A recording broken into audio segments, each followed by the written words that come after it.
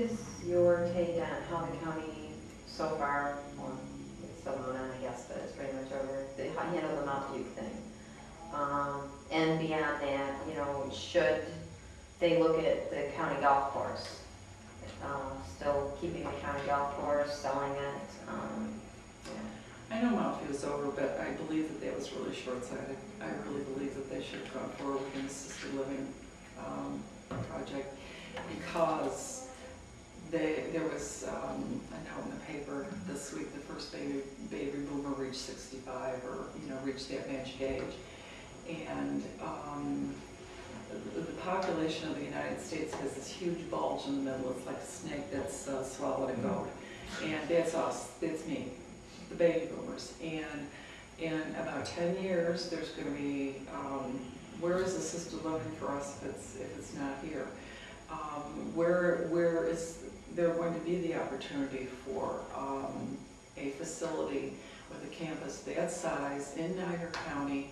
And it's been proven that a facility like Mount View did make money because it was robbed on a regular basis when it was making money by the county. And so, properly run, a healthcare facility can make money. Now, I know the Medicaid formula was changed, which does change, the amount of income if you do have Medicaid residents, and every facility has a percentage. And but that was wrong from the get-go.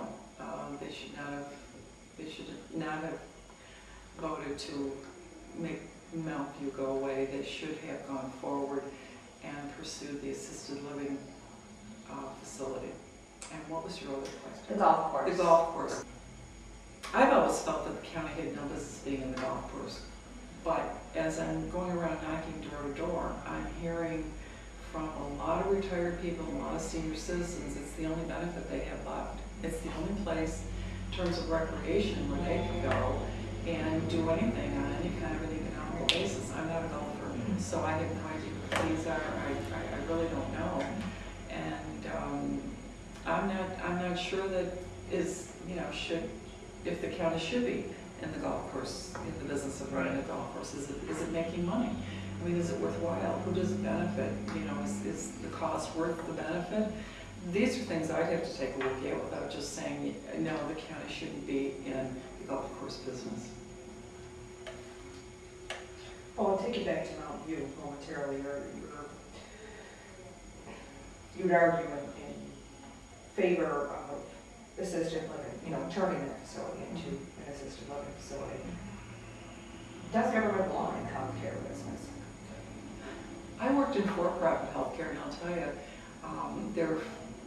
somebody needs to be in it besides for-profit entities, because I watched for 6 years as my residents were sold this wonderful, Taj Mahal of retirement living, and these services will be, for you, they'll be available, for your monthly rent. And then 18 months later, the services were cut back a little, and the rent was raised. 24 months later, the services were cut a lot, and their rent was raised a lot. And 3 years later, and 4 years later, and 5 years later, the services were gone. Yet the owners were building summer houses in a variety of spots around New York State, and my residents were not improving the quality of their life at all. And there was no government regulation because it was a for-profit housing entity. When there is some government oversight, I feel there would be a benefit. There truly would be a benefit. I mean, every healthcare facility has to endure a Department of Health inspection, which is minimally a standard that's across the board for every healthcare facility out there.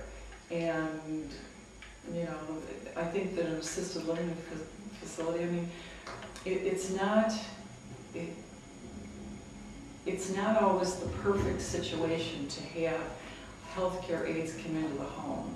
That is the trend more and more, to have the nursing home without walls, have professional health caregivers come into the home. It's fine if you have family support you know, in the neighborhood, and others that can come in and check.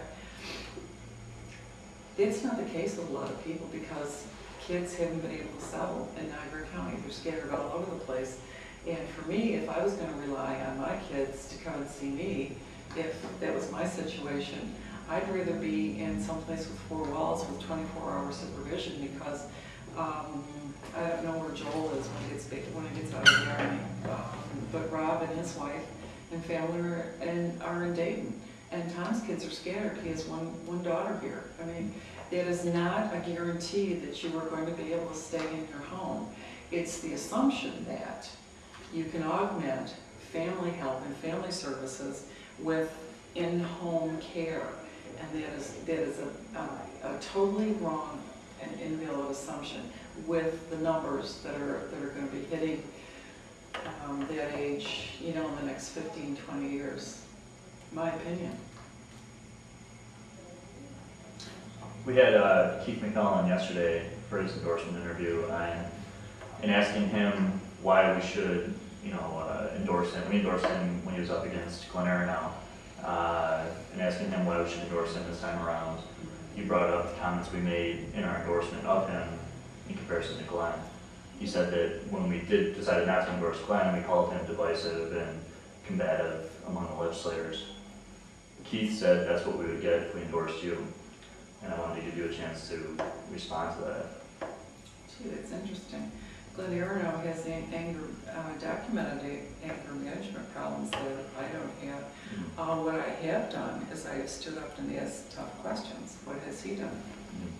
No. And who was Keith representing? He went with the majority caucus. He voted for tax increases. He voted for everything that the party bosses directed the majority caucus to go along with. Right. And as he well knows, I stood up and asked tough questions, and it was always based on money. Everything that I objected to with regard to the school budgets, which he voted for every tax increase, by the way, that came across when he was sitting on the school budget, on the school board, and I believe I only voted for one budget when I was on the board, and because I felt that they hadn't gone deep enough, looked deep enough in terms of, you know, cuts that they could make. They could have eliminated positions through attrition, which his caucus did not choose to do. They voted for the county attorneys. I mean,